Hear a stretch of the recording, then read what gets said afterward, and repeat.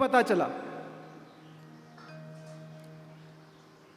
देवताओं को भी पता चला कि सुखदेव जी महाराज श्रीमद् भागवत महापुराण की कथा का पान कराने वाले हैं परीक्षित को।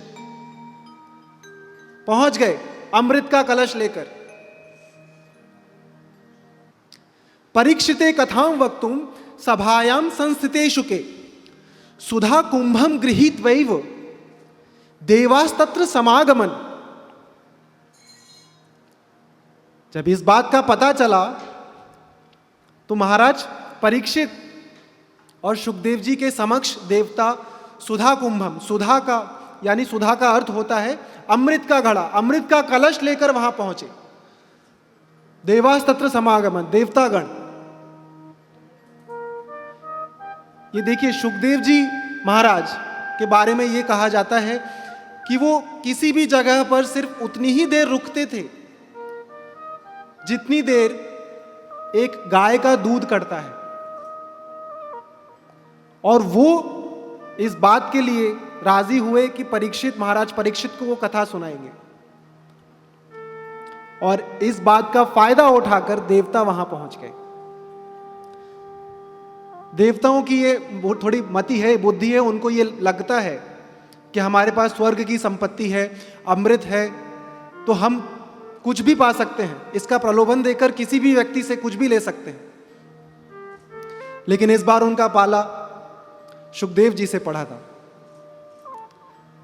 तो जैसे ही वहां पहुंचे घड़ा लेकर, कलश लेकर अमृत का, सुखदेव जी ने कह दिया, क्व सुधा क्व कथा लोके क्व काचः क्व मणिर्महान ब्रह्मरातो विचार्यैवं तदा देवांज हासः। कहां तुम्हारा ये अमृत, कहां ये भागवत महापुराण की कथा, कहां ये तो ऐसे ही है जैसे कहां कहीं कांच और कहीं मणि की तुलना हो। कौन करेगा?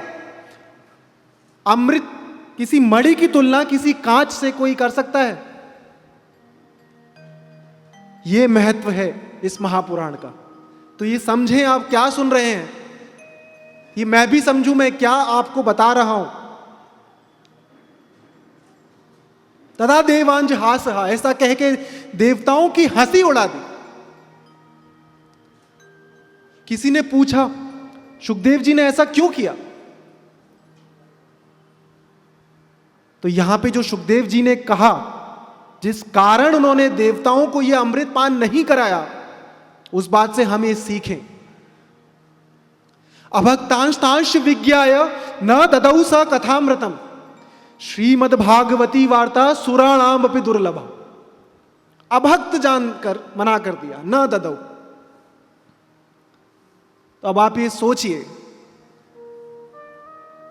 जब देवताओं को अभक्त जानकर श्रीमद् भागवत महापुराण की कथा नहीं मिली, तो हम मनुष्यों को, अगर हम में भक्ति भाव नहीं होगा, समर्पण भाव नहीं होगा, तो इसका प्रभाव कैसे पड़ेगा?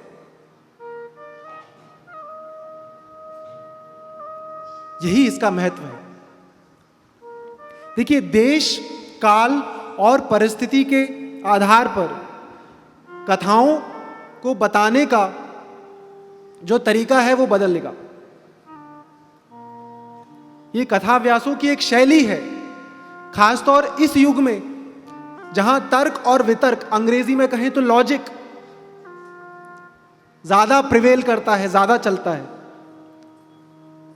आज के युग में, आज की पीढ़ी को अगर आप तर्क से नहीं समझाएंगे तो थोड़ा मुश्किल हो जाएगा उनके लिए समझना।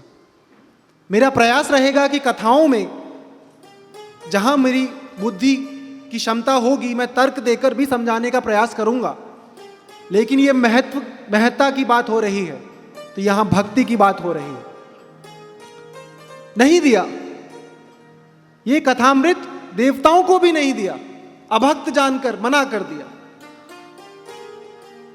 ये सिर्फ इसीलिए है कि हमको ये पता चले, ये ज्ञात हो कि हम कौन सा महापुराण, कितने महत्वपूर्ण महापुराण की चर्चा हम कर रहे हैं।